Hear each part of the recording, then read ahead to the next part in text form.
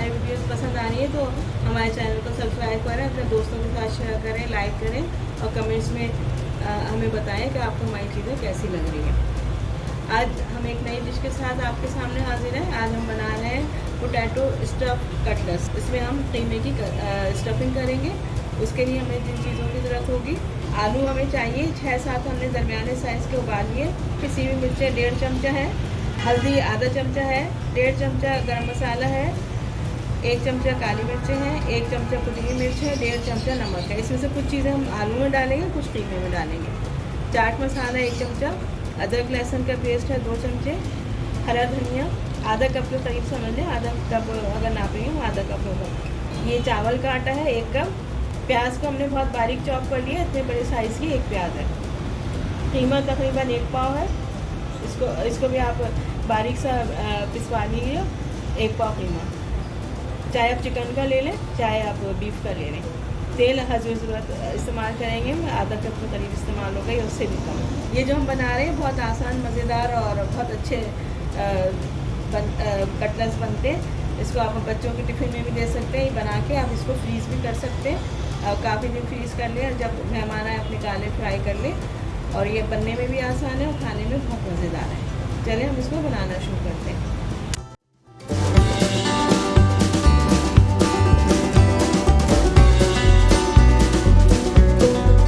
Pan के अंदर हम थोड़ा सा तेल डालेंगे, तकरीबन 3-4 टेबल स्पून, और जो प्याज हमने चॉप करके रखी है वो डाल देंगे। अब इसको इतनी देर पकाएंगे कि प्याज बिल्कुल नरम सी हो जाए। बहुत ज़्यादा ब्राउन नहीं करेंगे, बस इसको नरम होने तक पकाएंगे।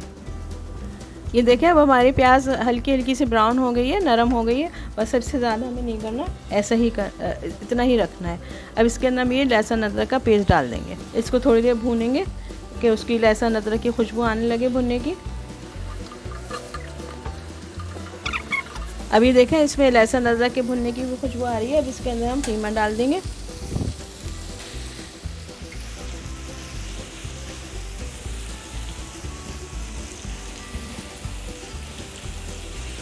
ये कुटी मिर्चें डाल देंगे हम इसके अंदर।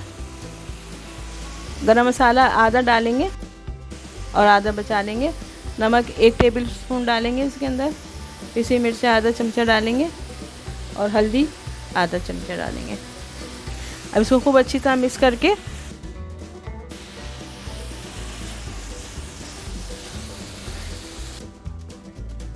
आधा कप पानी डालेंगे। उसको थोड़ी देर पकने देंगे ताकि कीमा गल जाए। अब इसको हम दरमियानी आंच करके थोड़ी देर ढक के पकाएंगे ताकि कीमा अच्छी तरह गल जाए। ये देखें हमारा कीमा भुन गया है बिल्कुल और गल भी गया है। तो अब हम इसको चूल्हा बंद कर देते हैं और अपने आलू की तैयारी कर लेते हैं।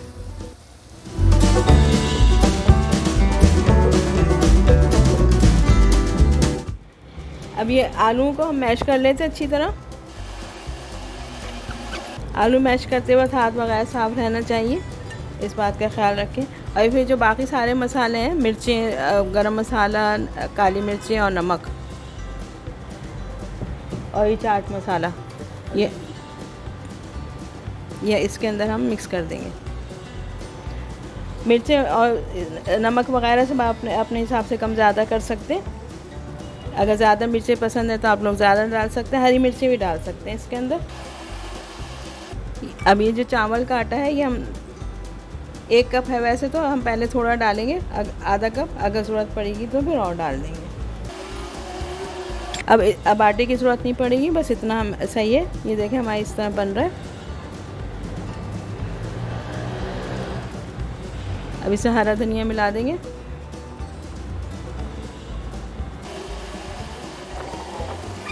ये देखें तैयार हो गया। अब इसके हम वो बनाएंगे कबाब। अब कीमा भी लेके आ जाते हैं, कीमा ठंडा हो जाए फिर हम इसके कबाब बनाएंगे। ये देखें हमारा आलू भी मैश के जो हमने करे थे तैयार हो गया, कीमा भी बन के तैयार हो गया। अब हम इसके कबाब बना लेते हैं।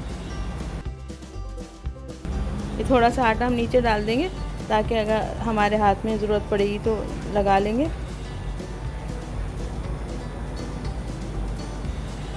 इसके अंदर 1 चमचा लेके, ये डिश स्पून है, ये लेके हम इसके अंदर डालेंगे। ये थोड़े बड़े साइज़ के कबाब बनेंगे। इसके आप बर्गर भी बना सकते हैं। बर्गर में भी इस्तेमाल कर लें, बच्चों को बना के दें। बर्गर में बहुत अच्छे मज़े के लगेंगे।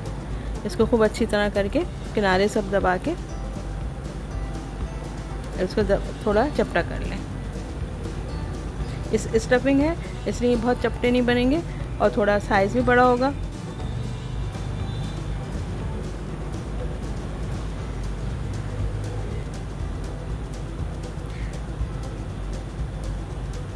ये देखिए कबाब बिल्कुल तैयार हो गया। अब इसको हम तलने से पहले इसके ऊपर थोड़ा सा चावल का आटा लगा देंगे ताकि ये बाइंडिंग रहे इसकी। तो इसके ऊपर थोड़ा सा चावल का आटा लगा देते ताकि तलते वक्त टूटेगा नहीं। अब ये रख देते हैं इसको। इसी तरह हम 4 कबाब बना लेंगे, बाकी फिर बाद में बनाएंगे।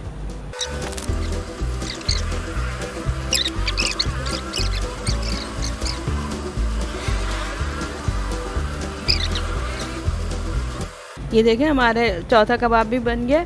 अब इस तरह हम 4 कबाब बना लिए हमने, और जितना हमारा बैटर है उसके अंदर तकरीबन 6-7 कबाब बन जाएंगे। तो अभी हम 4 बना के आपको फ्राई करके दिखा देते।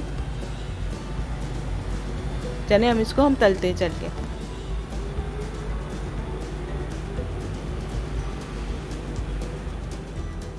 ये एक पैन में हम तेल डालेंगे और उसके अंदर ये कबाब तलने के लिए रख देंगे। जब एक तरफ से ब्राउन हो जाएंगे तो हम इसको चेंज कर देंगे।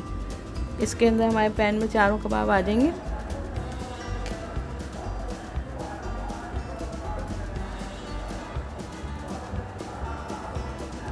अब इसको बहुत तेज़ आग नहीं करेंगे, दरमियानी आग पे पकाएंगे। जब एक तरफ से ब्राउन हो जाएंगे तो हम इसको पलट देंगे और इसको हिलाएंगे नहीं ज़्यादा ताकि टूटे नहीं।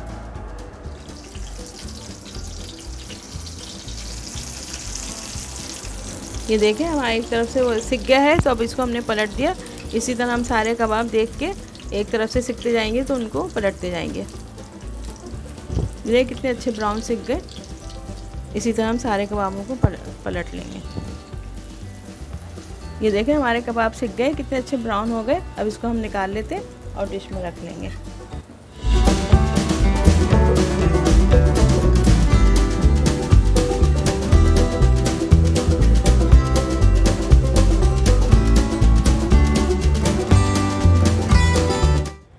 ये देखें हमारे कबाब बिल्कुल तैयार हो गए हैं, सिक्के बहुत अच्छे कुरकुरे ब्राउन से हैं। ये देखें यहाँ से बिल्कुल कुरकुरे हो रहे हैं। इसके तोड़ के दिखाती हूँ मैं आपको। अंदर से कीमे की स्टफिंग, ये देखें अंदर स्टफिंग नज़र आ रही है। देखें कीमे की स्टफिंग भी नज़र आ रही है। बहुत अच्छे तैयार हुए हैं और ये बड़े साइज़ के ही बनेंगे क्योंकि वो ऊपर स्टफिंग करने में फिर वो ज़्यादा बड़ा हो जाएगा। तो आप इसको बर्गर भी बना सकते हैं, आराम से खाएँ इसको केचप के साथ, चटनी के साथ, पराठे के साथ बहुत अच्छा लगेगा। पराठे पूरी के साथ, आम रोटी नान के साथ भी अच्छा लगेगा। ये बहुत अच्छे मज़ेदार कबाब हैं। बनाइएगा इनको, खाइएगा, अपने मेहमानों को खिलाइएगा, बच्चों के लिए बनाइएगा।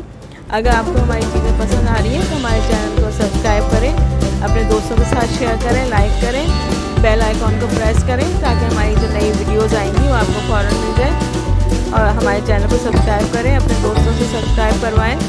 अच्छा खाएं, अच्छा खिलाएं और खुश रहें।